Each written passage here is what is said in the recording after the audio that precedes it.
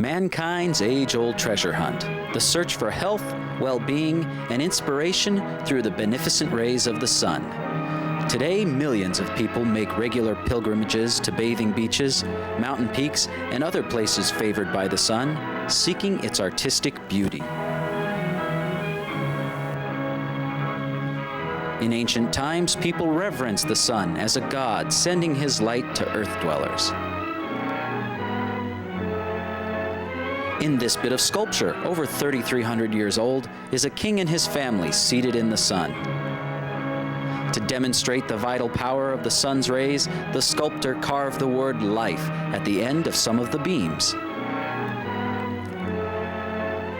The Greeks and Romans prized the beauty and power of the sun. They built as part of their houses the solarium, where sunbaths could be taken regularly. Hippocrates, the father of modern medicine, praised the beneficent rays of the sun in healing stubborn wounds. And today, the sun is celebrated each year on the longest day in the artistic haven of Fremont in Seattle.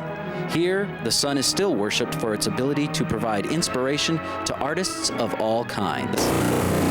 Might as well be walking on the sun.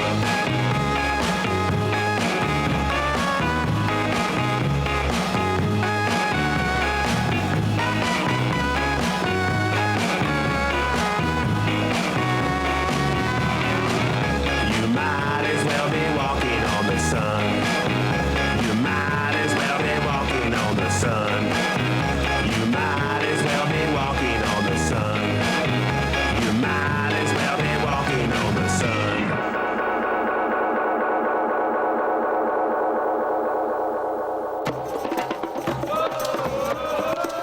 Why is it important to celebrate the solstice? To find out, let's ask the experts.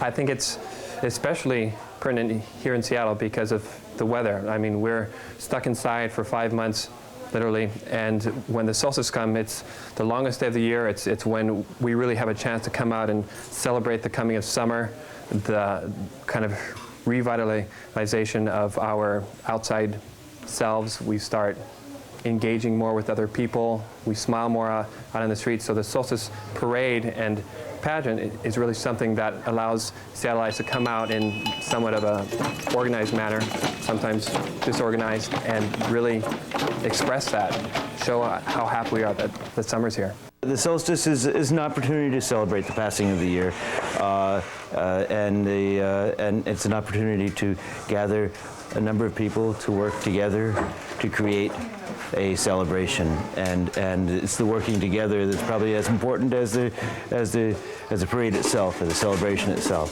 We like to bring people together in a creative environment and make places for family members and for young and old and rich and poor to come and celebrate the things that are important to their community. So we use the solstice as a vehicle to do that, and the parade, and it really does wind up being a wonderful celebration. We live here in the Great Northwest. How does this region and our environment affect the arts? I think this region, the weather, the rain, really does two things. First of all, it makes us a lot more introspective. I think that we tend to express ourselves more through art during the winter, and it becomes more of a personal, introspective process. And at the same time, when summer comes, when the solstice comes, we really see kind of a rebirth of art and this exuberance and electricity that really just comes out and is really bursting at the seams. That's wonderful. Perhaps you can answer me this. Why support the arts at all? It's an important part of our psyche, and it acts against the homogenization of culture, which we are seeing very much in this century. I think it's really important to support our artists because art is really what infuses a community with its life. And I mean, if you're walking down the street and you come upon the Lenin, or you come upon the interurban, it adds to the cultural context that really binds us here in Fremont and in Seattle. It's what gives life to a community. It really does help us learn new things, and stay connected to one another. The arts are part of our culture. So how does culture connect us? We're all humans, and we all have a human culture. We all have slightly different takes on it, and the connections are in the similarities and the differences, and we celebrate both.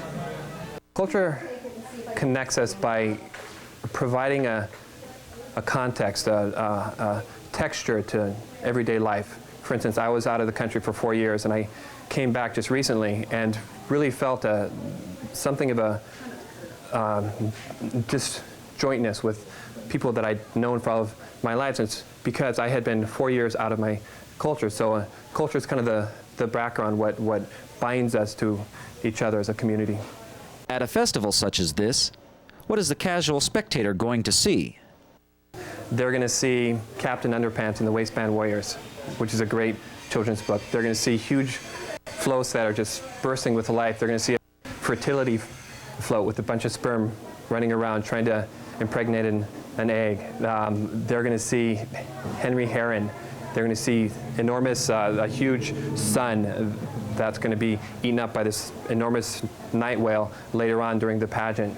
They're going to see kids. They're going to see older folks. They're going to see everybody coming out and really just expressing themselves, putting all the hard work that they've been doing for the past month out onto the streets and engaging the crowd, and they're just going to have a lot of fun. Casual spectator at the parade will probably, if we've done a good job, cease becoming a casual spectator, because there's so much activity happening that he's drawn into the spirit of the parade, and perhaps next year will want to be part of the parade. We don't use words, we don't use signs. Our spectators have to put on their head and think about what they're saying, what we're saying, and what they're seeing. And you can bet I'll be there, along with my fellow sun worshipers, on the longest day of the year, in the center of the universe, in Fremont, at the end of the rainbow. What a sunny day can do. The berry jam is sweeter. The sky is blue.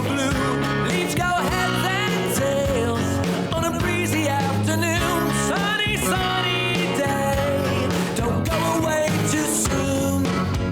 Too soon. High atop the hill, the concrete disappears. Now I'm lost in a mirage. I feel it in my ears, and my hair and my feet are getting warmer still. I don't know where we're going, but we're gonna get our fill. Our fill. And the street lamps look so silly standing there without a thing to do, without a thing to say. And the skirts go hither, twisty heads, turning watch the fleets, fanning gently in the breeze.